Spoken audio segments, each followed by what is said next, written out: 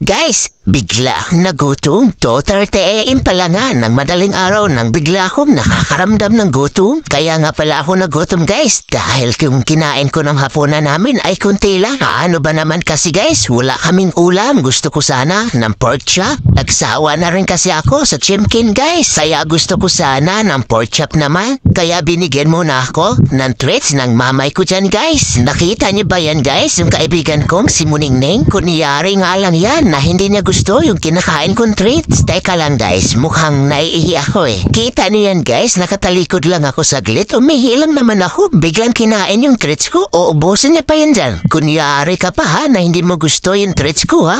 Ano, kaibigan ko Muningning, masarap ba yung treats ko? Sige, sa'yo na lang yan. At ako ay mukha yata akong, naku, mukhang natatay pa yata ako. Kaibigan ko Muningning, naku, mukhang hindi yata ako komportable. Kaibigan ko Muningning, kapag nandyan ka nakatingin, naku po, bakit naman bigla kayo nagsilapitan mga kaibigan ko? Tatailan muna ako, wala pagkain dito mga kaibigan ko. Diyos ko po, mas lalo pa akong hindi maging komportable nito dahil lahat nga sila mga kaibigan ko ay mga nakapaligid na sa akin. Diba ha, magsilayas muna kayo dyan, ginagalit yun naman ako eh. Hindi ako komportable eh. Hay nako, ginagalit na talaga ako ha. Ano bang binabalak niyo mga kaibigan ko? Gusto niyo bang mukbangin yung tubol ko? Alis ka dyan, huwag kang lumapira. Abi naman talaga itong mga kaibigan ko to, walang pinapatawad, pati tubol ko gusto mukbang. Ilaga namang inaamoy-amoy niyo pa ha. Lumayas kayong lahat ha, kaya nagigilil ako sa inyo. Alis, hindi tuloy ako makatay-tay dahil sa inyo. Hintayin niyo lang na matapos ako, tsaka niyo mukbangin kung gusto niyo. Isa ka pa, anak ka ng pating oh.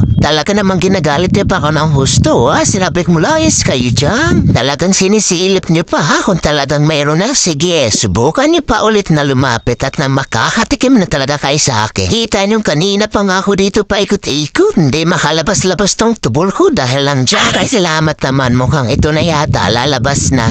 Inasabi ko sa inyo mga kaibigan ko, huwag kayo magkamali na lumapit sa akin kahit hindi nyo alam mga kaibigan ko. Nagtitimpi lang ako sa inyo kanina pa, hintayin nyo lang talaga na matapos ako dito. Pag ako sobrang galit na sa inyo, yari talaga kayo sa akin. Ano ba? Talaga ba mukbang na kayo dyan sa tubol ko? Yan nyo, pag matapos ako dito, tatawagin ko kayo isa-isa para paghatian nyo naman. Doon ang hinintay nyo mga kaibigan. Tapos na ako, teka, amuyin ko muna. Eka nga, nasan na ba yung mga kaibigan ko yun? Tatawagin ko lang. Halin na kayo, diba? Ito yung hinihintay nyo kanina ay na mukbangin na.